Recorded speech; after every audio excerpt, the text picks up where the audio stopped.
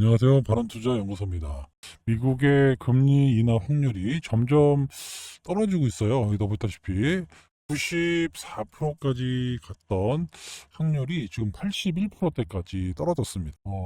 FOMC 의사록 공개가 오늘 새벽에 있을 거고요. 주말에 잭슨홀 미팅에서 파월이 어떤 얘기를 할지 이거에 따라서 프로테이지가 더 줄던지 아니면 다시 올라가든지가 나올 것 같습니다. 일단은 뭐 시장에서는 금리 인하에 대한 얘기가 계속 나오고는 있는데 얼마 전에 나왔던 PPI 물가 생산자 물가 지수가 좀 높게 나오면서 지금 자리에 금리를 인하해야 되느냐라는 이런 얘기 때문에 좀 상당히 딜레이되고 있습니다. 하지만 지금 미국의 금리는 4%대로 상당히 높은 금리를 보유하고 있고 좀 떨어지는 게 어떻게 보면 자연스러운 겁니다. 다만 시기적인 게 언제냐, 이게 문제가 되고 있는 것이죠. 최근 들어서 코스닥, 코스피 조정을 보이고 있습니다. 하지만 일동제약은 상당히 양호한 모습을 보여주고 있죠. 보다시피 이렇게 우상향을 하고 있습니다. 최근 들어서 지수가 많이 떨어졌어요. 이렇게. 그럼에도 불구하고 일동제약은 매수가 많이 올라가고 있는데 거기에 이제 주체를 보시면 바로 기관입니다. 기관들이 이렇게 꾸준히 오늘도 사모펀드를 비롯해서 22억 정도의 순매수가 들어왔는데 최근 들어서 외국인의 매도에도 불구하고 지수 좀 하락에도 불구하고 올라간다는 얘기는 상당히 긍정적으로 보고 있다 이렇게 볼 수가 있는 겁니다. 제가 일동제약에 대해서는 계속해서 말씀을 드리고 있어요. 머지 않았습니다. 9월 달에 고용량 탑라인 공개가 된다. 요거 하나로 그냥 진짜 세계적인 주목을 받을 수 있을 정도로 그런 기대가 지금 반영되고 있고 기관이 상당히 좋게 보는 거예요. 그래서 매수에 나서고 있다 이렇게 볼 수가 있습니다. 최근에 뭐 바이킹 테라피투스뿐만 아니라 일리아일리, 노보노디스크 다 지금 경고용으로 실패를 했습니다. 그럼에도 불구하고 일동제약이 상당히 긍정적인 데이터를 가지고 있다라는 거. 이런 점이 기관들이 상당히 기대하고 있다 이렇게 볼 수 있습니다. 그도 그럴 것이 만약에 탑라인 200ml 고용량에서 부작용이 없이 나왔다. 그러면 정말 소위 말해서 대박입니다.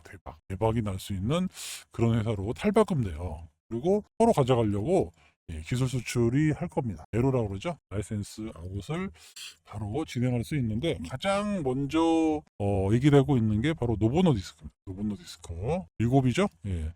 노보노디스크가 왜 1순위가 되냐면 처음부터 이 약을 처음부터 개발할 때부터 일동제약이 개발할 때부터 노보노디스크의 어떤 설계가 있었어요. 처음부터. 그래서 요거로 이제 임상을 한 결과 지금 중간 결과가 상당히 좋게 나왔습니다. 50ml, 100ml에서 상당히 좋게 나왔기 때문에 200ml도 상당히 좋게 나오지 않겠느냐라고 시장이 기대하고 있는 겁니다. 그 기대하고 있는 부분이 언제 반영이 되고 있다 이렇게 볼 수가 있고요. 어제 좀 올랐어요. 어제 좀 올랐고 오늘 좀 조정 받은 건데 이 조정도 주로 외국인의 차익 실현 매물이 나오면서 조정을 받은 거지 기관이 요거를 다 받아가는 이런 모습을 보였습니다. 그래서 고점을 또 뚫어버리면 또 위에 큰 매물대가 없는 이런 상태가 되기 때문에 주봉으로 보면은 뭐 보이지도 않아요. 그죠? 아시겠지만 이때는 이제 코로나 시기여서 코로나 관련주로 엄청 많이 올랐습니다.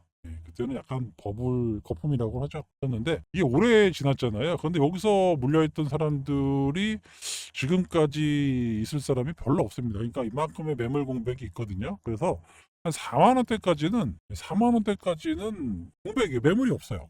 매물이 아예 없습니다. 그러니까 좀만 땡기면 바로 한 4만 원 가고 여기 물량들이 조금 있는데 여기 돌파하면은 뭐 바로 여기까지도 갈 수 있는데 왜 이렇게 말씀드릴 수 있냐면 기본적으로 시가총액이 약해요. 지금 7천억이 안 되는 이런 수준인데 보통 기본적으로 한 1조 한 5천억에서 많게는 5조 원대의 비만 치료가 많이 나오고 특히 경구용은 만약에 그 애로가 아닌 인수한다 그러면 최소 3조에서 10조 원까지 나옵니다. 기술력이 있는 회사는. 물론 이제 매각하지는 않겠죠. 일동제약도 계속 쏟아 벗으니까. 그래서 로열티를 받거나 기술 애로를 할 건데, 그러면은 이 회사의 가치가 어떻게 되겠느냐라는 거죠. 최소 1조 5천억에서 5조 요 사이 정도는 될 것이다라고 제가 계속해서 여러분들께 말씀드리고 있습니다. 그래서 여기 거점, 여기 앞전 거점만 뚫어놓으면 위로는 완전 열려 있다. 예, 그러니까 언제든지 치고 나갈 수가 있다라는 겁니다. 생각보다 크게 갈 수도 있어요. 근데 얼마 안 남았단 말이에요. 9월달이. 원래는 8월 말이라고 했는데 8월 말 해봐야 다음 주인데, 그러면 뭐 늦어도 9월 초나 중순째는 나올 거 아닙니까? 그죠? 얼마 안 남았어요. 그런데 터지면 임상 데이터 물론 뚜껑 열어봐야 되겠죠. 또 안 좋으면 또 이제 급락 나옵니다. 어쩔 수 없어요.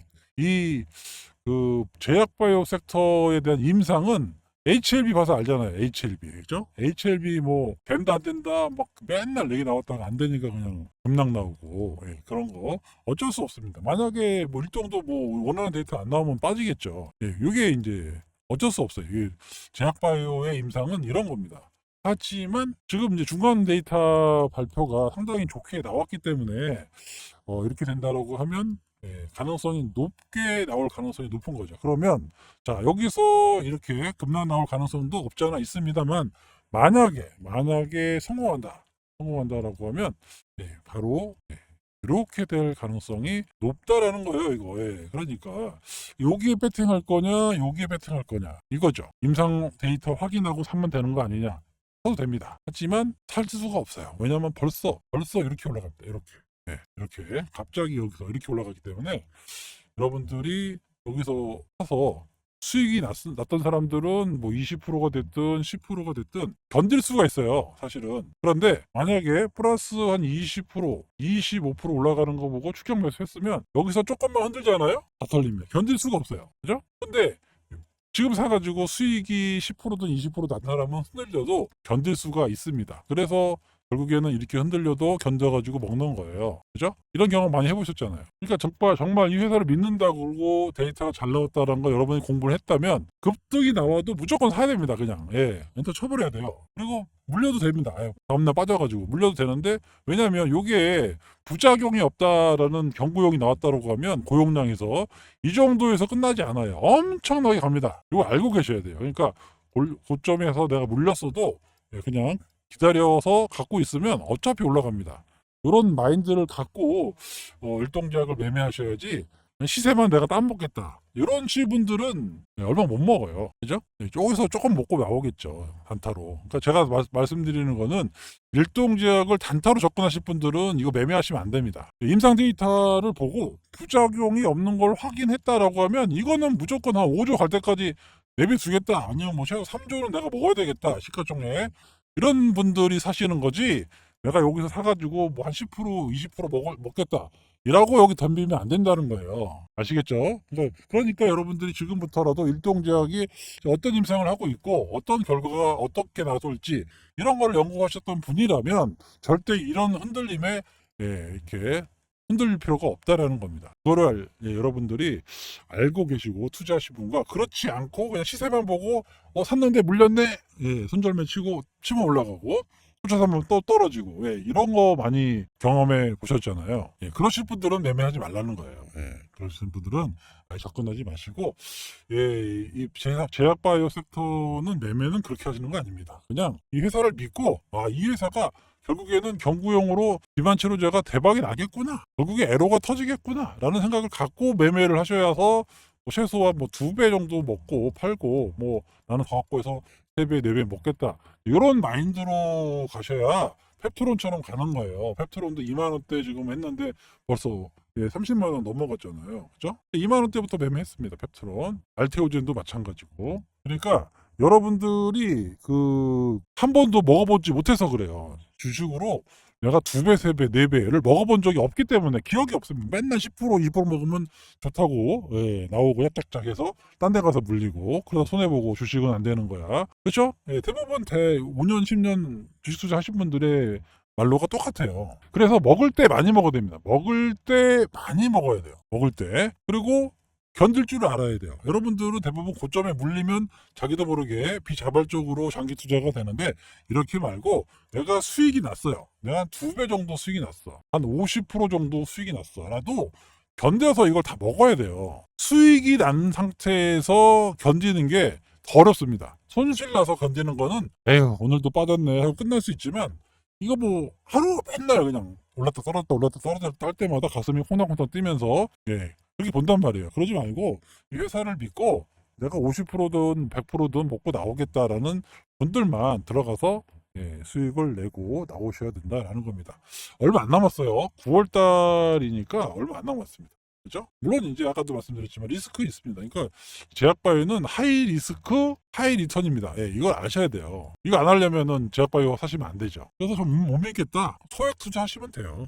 풀로 쓰지 말고 소액으로 한번 해보겠다. 이렇게 경험을 좀 해보셔야지. 소액이 나중에 거액이 될지 한번 해보시고 앞으로도 계속 이럴 수 있는 종목들이 많이 있습니다. 그래서 주기적으로 올려드릴 테니까 바름투자연구소 구독, 좋아요 꼭 눌러주시고 자주 시청해 주시기 바랍니다. 아시겠죠? 지금까지 바름투자연구소였습니다. 감사합니다.